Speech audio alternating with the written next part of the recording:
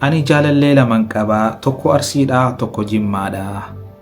Tokko ni inaafaa, tokko hin inaafuu jettee mucayyoon takka naa barreessite jechuudha. Waliin dubbifnaan afaan bu'aa. Akkasumas namoonni fooloon tolchin mana kana fooloo godhaa, koppii liinkii godhaa akka viidiyoon bahu jechuudha. Wantoota tokko tokko akka itti bohaartaniif isinii dhiyeessaa. Garuu immoo waan ofirraa kaasee miti, waan namni barreesse, wanni akkanaa hin jira, nama jechisiisu fa'aatu jira. Innaa nafaana bu'aa isiniif dubbisa. Dheeraadha garuu. Sinim dubbisa. Please naaf deebisi. Akka naaf deebistu abdii qaba inshaallah. Ani jaalallee lama qaba. Inni tokko Arsiidha, inni tokko Jimmaa. Inni Arsii yeroo baay'ee naa dawwala, garuu tasuma ta'ee bilbilli kiyya biizii argee taanan na arrabsaa yookaan na bilookaa. Sin jaaladha jedhaa, garuu naaf hin ibsu, inaaffaa baay'ataa. Akka inni na jaallatu akkamittiin baraa.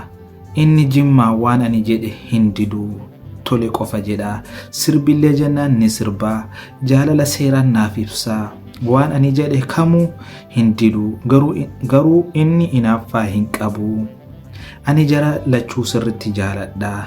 Mee ati dhiira waan taateef kamtu caala jaalala dhugaa naaf qaba. Please naaf himi. Waan ajaa'ibaati.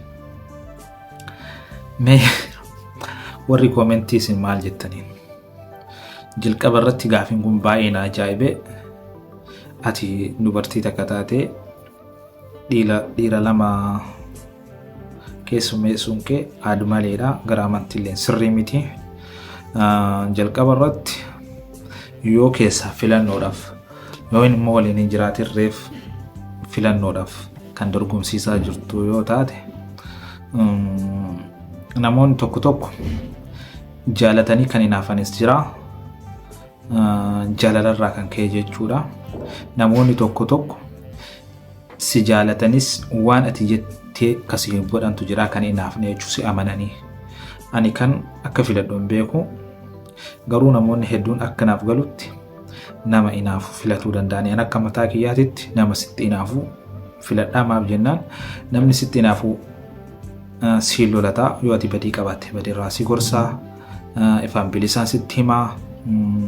Atillee waan isaa inni hin dubbataa beektuuf badii tokko tokko irraa of eegaa. Inni kun immoo namni tokko tokko hin jira, bishaan jechuudha. Bika seemseme yaani hin jiraa mire. Namni uumamni isaa adda addaa akka waan ati jettee hin godhu.